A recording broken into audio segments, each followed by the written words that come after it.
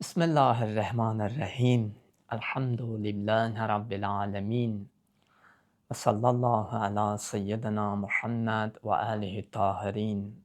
Allahümme salli ala Muhammed ve ali Muhammed ve accil ferecahum. Salam əziz möminlər, əziz tələbələr, hər birinizi xoş gördük.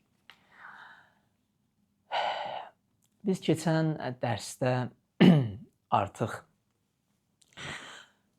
keçid aldıq Allahın Rəhman və Rəhim adı ilə başlanan birinci ayə, Bismillahirrahmanirrahim ayəsinə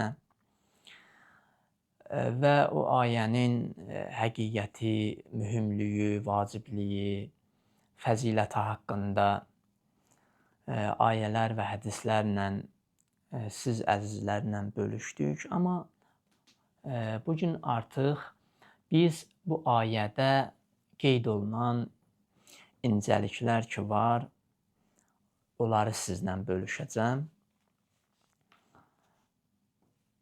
Birinci incəlik Bismillahirrahmanirrahim ayəsi, cümləsi surənin tərkib hissəsidir ya yox?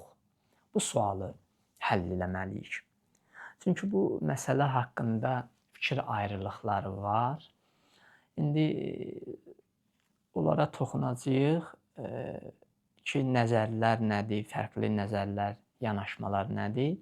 Bismillahirrahmanirrahim cümləsinin həmd, eləcə də digər surələrin tərkib hissəsi olmasında şiə alimləri arasında qətiyyətli şəkildə fikir ayrılığı yoxdur.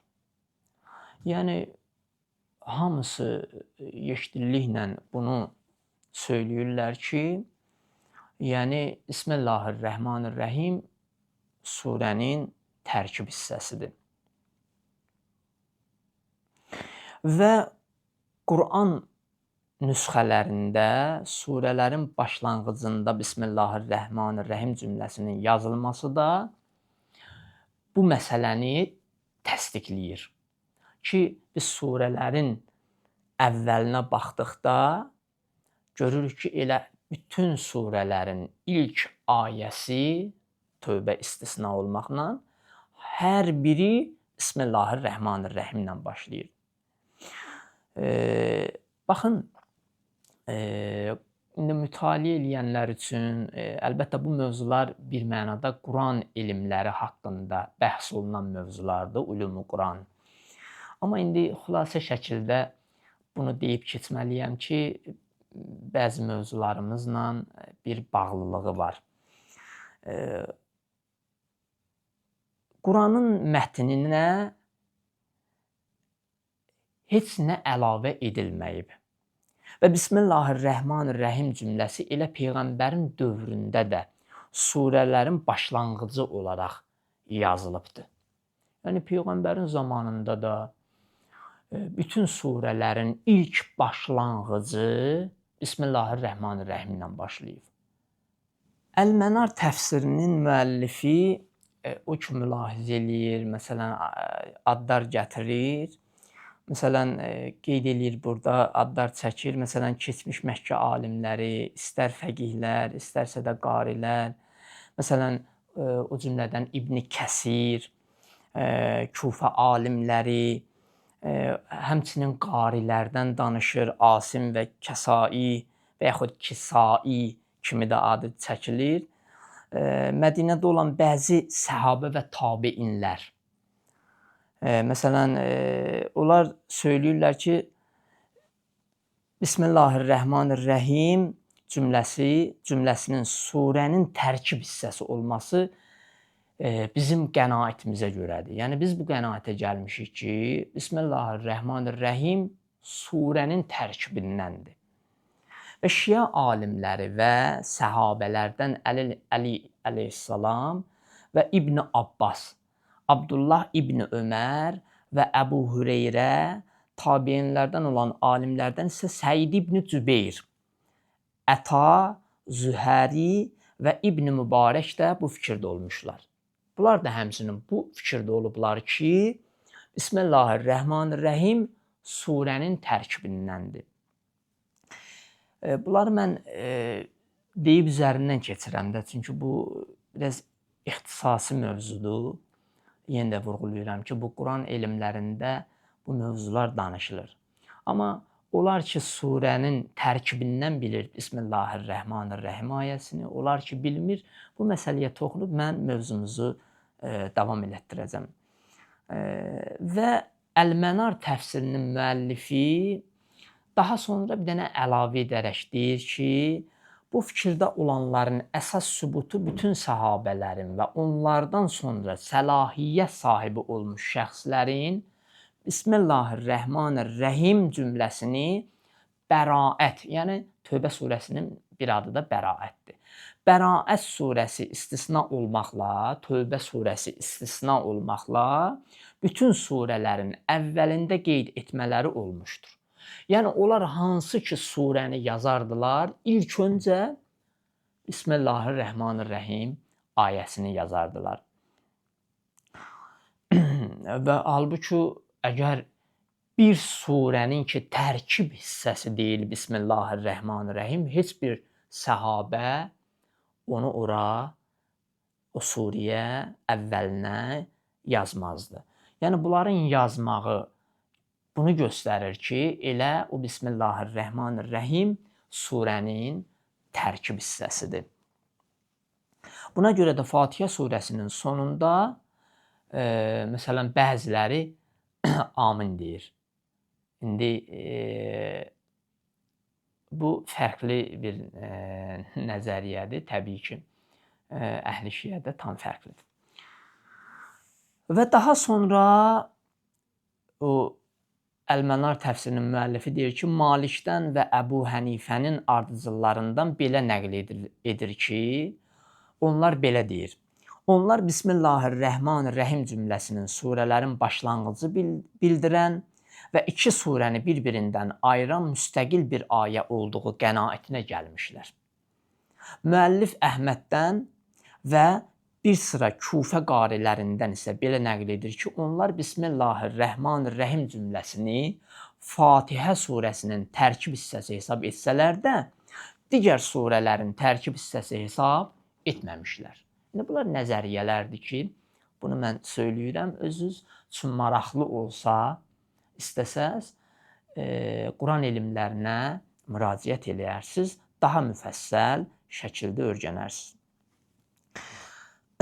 İndi söyləyəcəyimiz digər nəzəriyyə isə Şiə və Sünni mənbələrində nəql edilmiş bəzi hədislər ki, söylənilib. Bu hədislərlə biraz məsələni istəyirik araşdıraq. İmam Sadiq əleyhissalam səhabələrindən olmuş Muaviyyə İbn Əmmar. O deyir ki, imamdan soruşdum. İmam Sadiqdən sual elədim ki, namaza başladıqda Fatihə surəsinin əvvəlində Bismillahirrahmanirrahim cümləsini deyək, sual elədim İmam Sadiqdən. İmam Sadiq əleyhissalam cavab verdi ki, bəli, deyin. Deyir, yenidən soruşdum ki, Fatihə surəsini bitirib növbəti surəni oxumağa başlayanda Bismillahirrahmanirrahim cümləsini deyək. Deyir, İmam Sadiq əleyhissalam buyurdu ki, bəli, deyin. Bu Kafi cild 3, səhifə 312-də bu hədis nəql olunubdur. Və ikinci məsələ ki, söyləyəcəyim, görkəmli sünni alimlərindən Darqutni səhih sənədə əsaslanaraq belə bir hədis nəql eləyir ki, bir nəfər İmam Əlidən təkrarlanan 7-nin nə olduğunu soruşur. 7, yəni Həmd surəsidir də, təkrarlanan 7. Əli əleyhissalam soruşur ki, bu təkrarlanan 7 nədir? İmam cavab verir ki, Fatihə surəsidir. O təkrarlanan 7 Fatihə surəsidir. Deyir, həmin şəxs deyir ki, axı Fatihə surəsi 6 ayədir. Yəni, Bismillahirrahmanirrahim ayəsini çıxarır. Deyir ki, axı Fatihə surəsi 6 ayədir. Əli əleyhissalam o şəxsə cavab verir ki, Bismillahirrahmanirrahim cümləsi də Fatihə surəsinin bir ayəsidir. Bir ayəsidir. Bu hədisdə Sünən-i Darqutni cild 1 səhifə 311-də gəlib. Və növbəti üçüncü məsələ tanınmış sünni hədis alimi Bəyhəqi səhih sənədə istinad edərək İbn Cəririn vasitəsilə İbn Abbasdan belə nəql edir. Deyir ki, şeytan sifət insanlar Quranın ən əzəmətli ayəsini, yəni Bismillahirrahmanirrahim cümləsini Qurandan oğramışlar. Yəni bununla da o surələrin əvvəlində Bismillahirrahmanirrahim cümləsinin deyilməməsinə işarə etmişdir. Yəni burada nəyə işarə edir? Hətta o ki, bəziləri sehir, cadu, tilsim, şeytani işlərlə məşğul olurlar. Onlar nəsə yazanda Bismillahirrahmanirrahim ayəsini yazmırlar. Hətta duaları oxuyan zaman baxırsan ki, o ayə yoxdursa onun əvvəlində, bu şeytani işdir. Bu şər üçün yazılan bir nədirsə, indi dua deməyək də bir şeydir, yazıb. Ona görə buyurur ki, şeytan sifət insanlar Quranın ən əzəmətli ayəsini, yəni Bismillahirrahmanirrahim ayəsini Qurandan oğramışlar. Yəni o surənin əvvəlindən oğramışlar. Kim ki Quranı oxuyarkən o Bismillahirrahmanirrahim ayəsini o surənin özündən bilmirsə, deməli o ayəni oğruyub.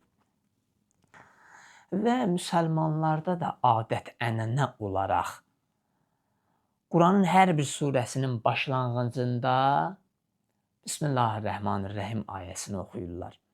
Çünki bu bir mənada bəzi adət-ənənələr də köklü bir səbəblərə söykənir. Yəni biz bir çox adət-ənənələrimiz var ki, o Qurana, hədislərə söykənir. Ki, indi onları mən bir-bir vaxtım yoxdur söyləyim. Bir çox adət-ənənələrimiz var ki, onlar elə bəlli bir səbəblərə söykənir. Və hətta əziz Peyğəmbərimiz özü də buyurur ki,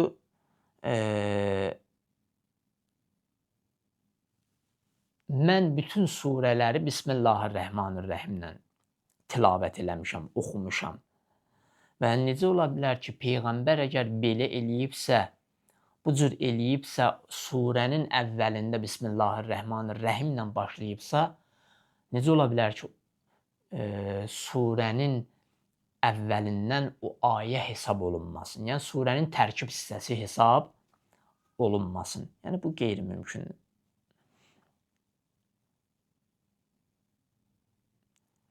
Amma başqa bir məsələ ki, bunu da mən söyləyim, elə bilirəm ki, bugünkü mövzumuz elə bir mənada bir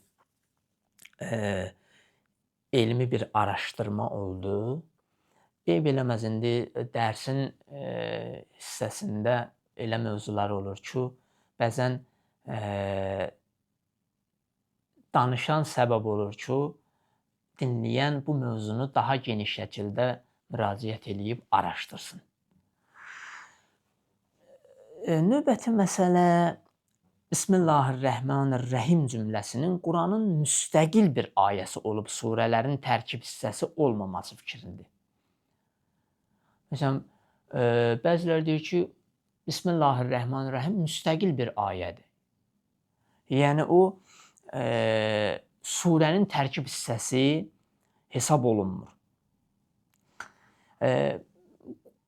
Bir çox müfəssirlər bunu əsassız bilirlər. Yəni bu fikri zəif və əsassız bir fikir olaraq qəbul edirlər. Yəni fikirləri budur. Çünki Bismillahirrahmanirrahim cümləsinin mənasından da görünür ki, o hər hansısa bir şeyin başlanğıcı üçün işlədilir. Yəni mən hər hansısa bir işə başlayıramsa Bismillahirrahmanirrahim deyirəm. Yəni bu da onu göstərir ki, mən bir işə başlayıram, o başlanğıca müqəddimə olaraq Bismillahirrahmanirrahim ayəsini oxuyuram. Təbii ki, bu da elə surənin bir tərkib hissəsi hesab olunacaq. Sadəcə bəziləri inadkarlıq edərək bu məsələdən bir mənada boyun qaçırırlar, qəbul eləmirlər. Və mən bir məsələni söyləyim. Fəxri Razi Təfsiri Kəbir özünün əsəridir. Bu məsələyə aydınlıq gətirərək deyir ki, Bismillahirrahmanirrahim cümləsinin Fatihə surəsində müstəqil bir ayə, digər surələrdə isə ilk ayənin tərkib hissəsi olmasında heç bir maneə yoxdur. Bu bunun fikridir. Bu baxımından məsələn Kövsər surəsində Bismillahirrahmanirrahim İnnə a'taynəkəl kəvsər ayəsi ümumilikdə bir ayə hesab olunur. Yəni mən Bismillahirrahmanirrahim İnnə a'taynəkəl kəvsər bu ikisi bir yerdə bir ayə hesab olunur. Bu Fəxri Razinin nəzəridir.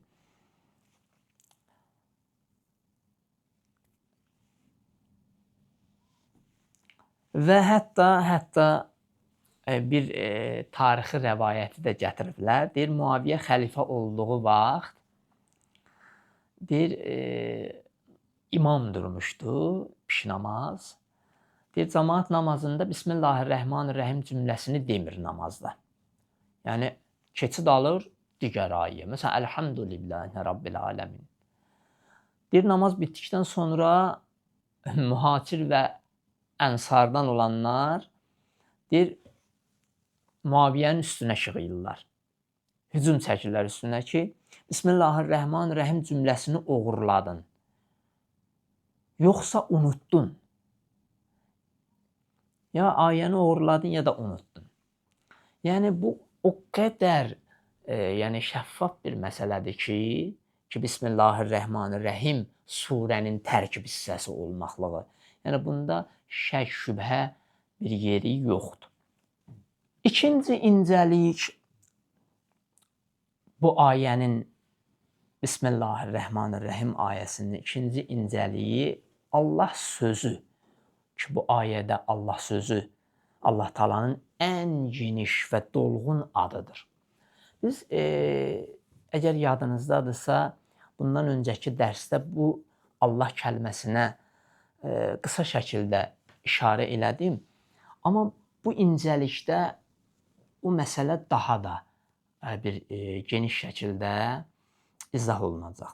Baxın, Bismillahirrahmanirrahim cümləsində ilk olaraq ism sözü ilə qarşılaşırıq. Yəni, Bismillah, yəni ism. İndi bunu götürsək ism. Ərəb dilçilərinin dediklərinə görə, onların qeyd etdiklərinə görə bu sözün kökü yüksəklik deməkdir. Yüksəklik, ucalıq. Bu mənanı bildirir ism kəlməsi. Məsələn, səmuv kəlməsidir də. Səmuv, belə deyim, ucalıq, yüksəklik. Məsələn, hər bir əşya və yaxud insan ad qoyulduqdan sonra həmin şəxs və ya əşya məchulluqdan məlumluğa yüksəlir. Məchulluqdan məlumluğa yüksəlir. Yaxud da bu onunla bağlıdır ki, ad qoymadan sonra öz mənasızlığından çıxaraq məna kəsb edir. Yəni, nə qədər ki, bir şeyin adı yox idi, o məchul idi. Məchul, yəni bilinmirdi, nədir? İnsana ki, ad qoyuldu və yaxud əşya bir şeylə, adla o adı götürdü üzərinə, artıq məlum oldu, məlumluğa qovuşdu. Məna kəsb elədi, məna qazandı. Əlbəttə, bu lüğəvi bir bəyanlardır da. İstəyirik ki, həqiqətdə o ism kəlməsi niyə gəlibdir Bismillahirrahmanirrahimdə buna işarə. Bismillahirrahmanirrahim cümləsində də ism sözündən sonra Allah Taala'nın ən geniş və dolğun adı olan Allah sözü gəlir. Bismillah. Allah Taala'nın Quranda və yaxud digər mənbələrdə işlədilmiş adlarını araşdırdıqda məlum olur ki, hər bir ad onun müəyyən bir cəhətinə, konkret bir sifətinə işarə edir. Və yaxud Rəzzaq Allahın ruzi vermək sifətinə şamildir. Və yaxud Xaliq Allahın yaratmaq sifətinə şamildir. Və yaxud Rəhman, Rəhim onun mərhəmətli, rəhimli olmasına işarədir. Digər sifətlər, alim onun elm sifətinə şamildir. Bütün ad və sifətlərini özündə tam əks etdirən söz yalnız Allah kəlməsidir. Və bunu keçən dərsdə mən söyləmişdim. Allah kəlməsi elə bir kəlmədir ki, Allahın digər sifətlərini özündə cəm edib, özündə ehtiva edib. Buna görə də onun digər sifətləri adətən Allah sözü üçün təyin kimi verilir. Təyin kimi verilir. Məsələn, Allahın adlarından sayılan Qəfur sifəti, çox bağışlayan və yaxud Rəhim sifəti, Allahın bağışlayan və mehriban olması, Səmi, eşidən və yaxud fə innəllahə səmiyun alim deyir. Həqiqətən Allah eşidəndir və biləndir. Alim, elmli olması Allahın elm sifəti ki, ayədə buyurur, vallahu bəsirun bimə tə'məlun. Allah hər bir şeyi bilir. Etdiyiniz, fikirləşdiyiniz hər bir şeyi Allah bilir. Nə etdiklərinizi Allah görür. Rəzzaq sifəti Allahın ruzi verməyi. Zul qüvvə, Allahın qüvvətli olmağı, güclü olmağı. Mətin, işi tədbirli görməsi. Tədbirinin möhkəm olması. Ki, ayədə buyurur, İnnəllaha huvər-rəzzaq zul qüvvətil mətin. Allah ruzi verəndir, qüdrət və qüvvət sahibidir. Xaliq, yaradan. Bu sifətləri mən ayələrə əsasən oxuyacağım. İndi nəticəni alacağıq. Ki, bu sifətlər nə qədər Allah kəlməsindən uyğunluğu var. Və Xaliq sifəti yaradan, bari sifəti, musəvvir sifəti. Məsələn, Allah yaratdığı hər bir şeyi özünə məxsus surət verir. Və ayədə buyurur, Huvallahul xaliqul bari'ul musəvviru lehul əsma'ul husna. O Xaliq yoxdan yaradandır, surət verəndir. O surət verən Allahdır. Ən gözəl adlar yalnız ona məxsusdur. Deməli, diqqət eləyiriksə, bu söylədiyimiz Allahın sübuti sifətləri, Xaliq, Rəzzaq, Mətin, Musavvir, Rəhman, digər sifətlərdə söylədiyimiz sifətlər ki, bir daha qayıtmıram. Bu sifətlər hər biri Allah kəlməsində cəm olubdur. Yəni, sən deyəndə Bismillah Allahın adı ilə, yəni o Allahda həm Xaliq, həm Müsəvvir, həm Rəzzaq, həm Adil, həm Alim, həm Qadir. Bütün sifətləri Allahın, o dediyimiz sifətləri Allah kəlməsində cəm olubdur.